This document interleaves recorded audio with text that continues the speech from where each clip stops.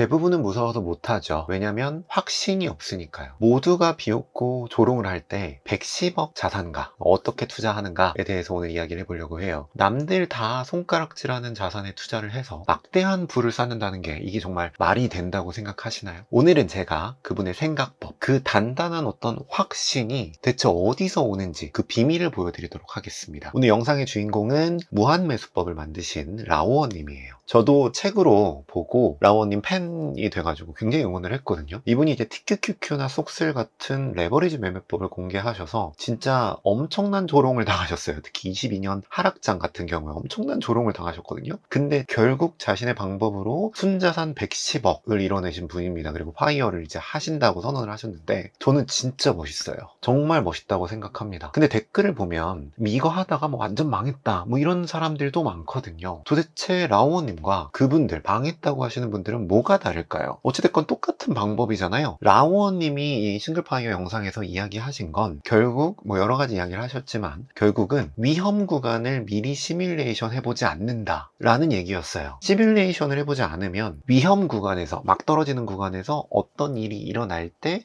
너무 당황하게 되고 결국 내 원칙을 지키지 않게 되고 결국 큰 손해가 나게 된다는 거죠. 그래서 라오님이 말씀하신 이 위험 구간을 제가 이제 책 기준으로 시뮬레이션을 해서 오늘 여러분들한테 보여드리고자 합니다. 만약 이걸 하겠다면 대폭락을 할 때 혹은 올라갈 때나 박스권에 어떻게 되는지 우리가 알아야 되잖아요. 그래서 그걸 보여드릴 건데 먼저 책에 나온 내용을 아주 짧게만 방법론을 설명을 해드릴 거예요. 자세한 방법론은 책 보시면 되고요. 먼저 무한매수법을 하려면 2주를 살 수 있어야 됩니다. 2주를 살 수 있어야 돼요. 둘 다 이제 LOC 매수라는 걸 이용을 합니다. LOC 매수란 어떤 특정한 가격에 내가 매수를 걸어 놓으면 장 마감 가격이, 그러니까 장마감 직전의 종가가 이 가격보다 낮다면 매수를 하는 거예요. 제가 예를 들면 100원에 LOC 매수를 걸어놔요. 근데 장마감 종가가 95원이었어요. 그럼 95원으로 매수가 체결이 되는 겁니다. 100원으로 체결되는 게 아니라요. 이거를 미국 주식 무한매수법 같은 경우에는 한 주는 그냥 종가에 매수를 하고요.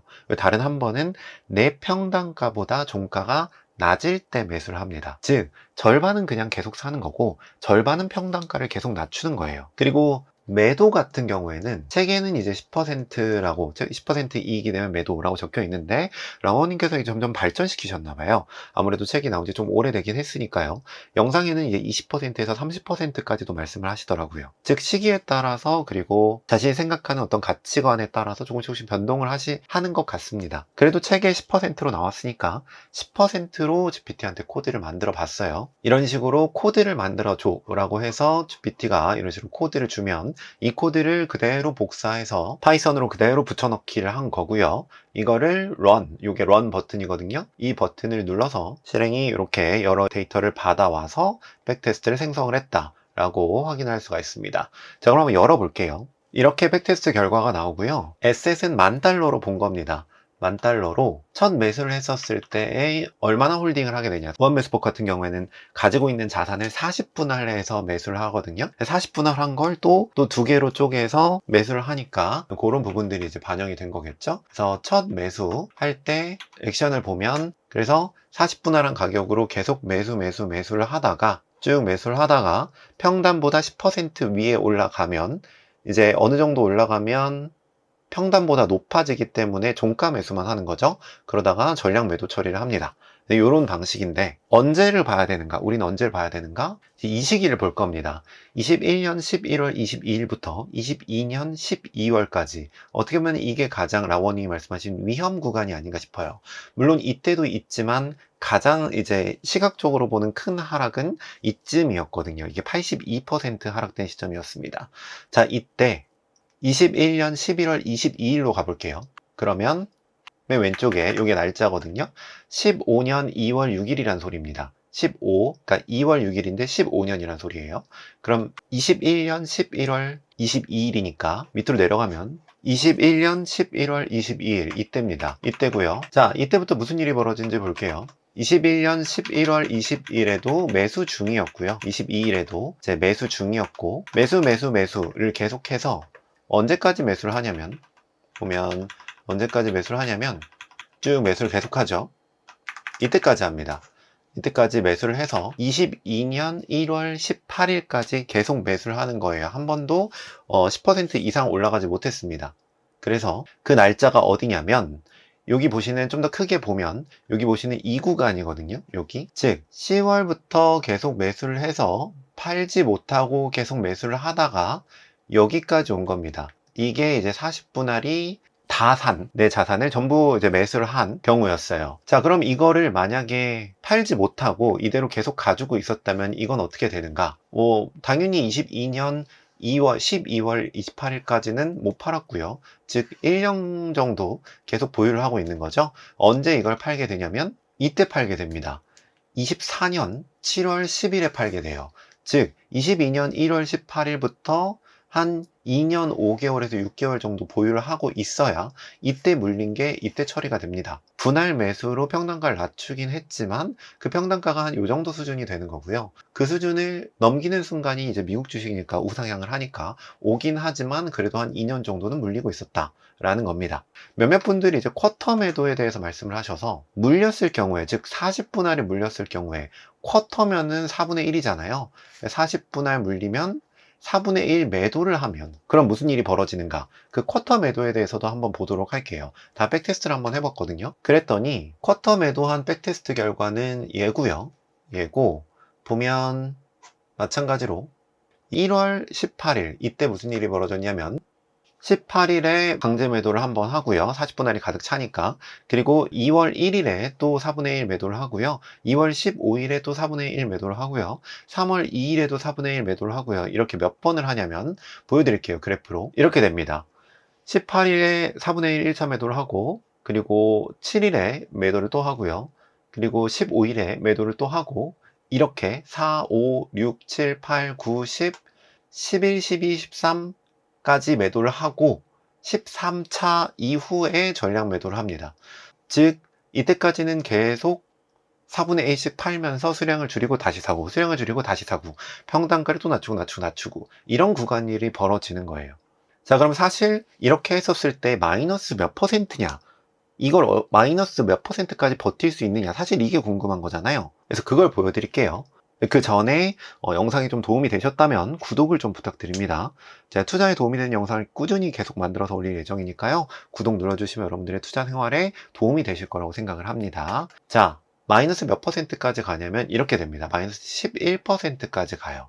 근데 이게 정말 대단한 게 뭐냐면, 사실 이 구간을 여기서 풀매수를 하고 가장 위에서 꼭대기에서 풀매수를 한 다음에 그냥 하락장을 다 때려 맞았다라고 하면 82%, 마이너스 82%거든요. 실제로 많은 분들이 레버리지를 적립식으로 매수를 한다거나 몰빵을 한다거나 이렇게 하죠. 만약에 제가 적립식 매수를 시작한다고 했는데 정말 안타깝게 이때 시작을 했어요. 그래서 이때 매수하고 이때 매수하고 이때 매수를 했다고 치죠. 그럼 그런 평단가가 한 이 정도 되겠죠? 이 정도 마이너스 한 70%에서 80% 마이너스겠죠. 근데 무한매수법으로 쿼터 매도를 통해서 매도를 한다면 이런 식이 됩니다. 물론 이게 쉽지 않을 거예요. 왜냐면 아까 보여드렸던 이걸 해야 되잖아요. 이걸 할 때의 나의 마음은 어떨까요? 이걸 할 때 나의 마음은 정말 쉽지 않을 겁니다. 정말 마음이 아플 거예요. 하지만 쿼터 매도를 통해서 매도를 했다면 사실상 마이너스 11%였다는 거죠. 자, 그러면 이걸 안 하고, 쿼터 매도를 안 하고 그냥 보유하고 있었을 때랑 비교를 또 해보면 좋겠죠. 쿼터 매도를 했었을 때 최종적으로, 그러니까 비교를 해야 되니까 이때부터 이때까지의 수익률을 이제 비교를 해야 되니까, 쿼터 매도를 하면 이때부터 이때까지 수익률이 한 8%, 9% 정도 나옵니다. 근데 쿼터 매도를 안 하면, 그대로 들고 있었다면 한 7% 정도 나옵니다. 사실상 수익률이 그렇게 큰 차이는 나지 않아요. 근데 사실 이 시기만 비교해서는 또 안 됩니다. 다른 시기도 봐야 돼요. 상승기도 한번 볼까요? 상승기를 보면 쿼터 매도를 했었을 경우에는 중간중간에 이익을 내고 팔고 다시 사고 팔고 다시 사고 하면서 35%라고 하는 수익률이 나옵니다. 그러니까 일반으로 샀었을 때, 기다렸을 때 보다는 더 수익률이 높은 걸 볼 수가 있어요.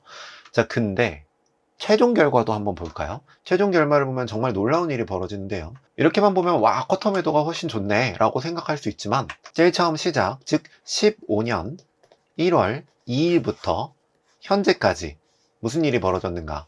왼쪽이 쿼터 매도라고 보시면 됩니다. 이쪽이 쿼터 매도, 즉 40분할을 다 사면 4분의 1을 팔겠다라는 거고, 오른쪽은 40분할을 사면 기다리겠다, 오를 때까지 기다리겠다 라는 겁니다. 그래서 이 둘을 비교해서 최종 에셋 밸류, 이게 자산 가치죠.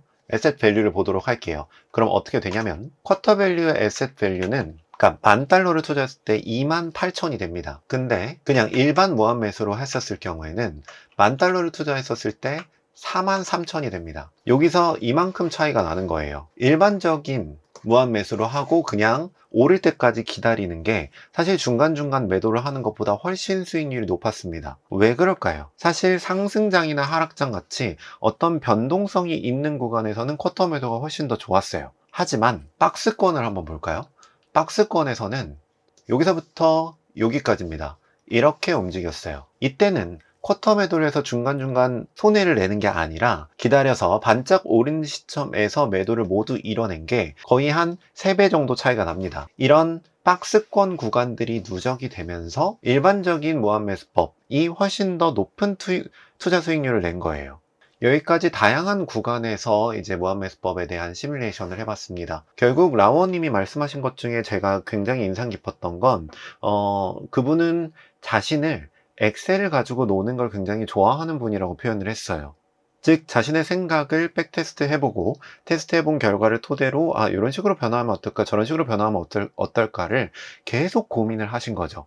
저는 위험 구간을 시뮬레이션 해본다라는 그분의 말이 어떻게 보면 전체적인 투자의 흐름에 인간의 감정을 배제하고 데이터적으로 더 접근한다 라고 생각이 됩니다. 결국 좋은 매매법에서 가장 위험한 건 사람인 것 같아요. 내 감정이 개입이 되는 거, 원칙을 무너뜨리는 거, 이게 가장 문제가 된다고 생각을 합니다. 근데 사실 이게 말이 쉽지는 않아요. 이런 구간을 우리가 마주친다고 생각을 해보죠. 사람이 이걸 한다는 건 너무너무 어렵습니다. 쿼터 매도를 통해서 하락장에 더 손해를 줄이고 상승장에는 이익을 가져갈 수 있다는 건 알겠어요. 그리고 박스권이 펼쳐지면 일반적으로 가는 게 조금 더 좋겠다라는 어떤 변주를 주겠다는 것도 알겠습니다. 하지만 그걸 인간이 할 수 있나요? 이 모든 것들을 인간이 어떻게 하나요? 제 생각에는 아마 한 8차 매도쯤 되면은 이거 괜찮나? 라는 생각이 아마 들지 않을까 싶습니다. 이거 10차 매도까지만 가도 저는 아마 멘붕이 올 것 같아요. 그래서 결국은 시스템이 하도록 만들어야 됩니다. 그 시스템이 하도록 어떻게 만들었는지가 궁금하신 분들은 고정 댓글을 참고해 주세요. 제가 고정 댓글 링크에 굉장히 자세하게 적어 놨으니까요. 참고해 주시면 감사하겠습니다. 그럼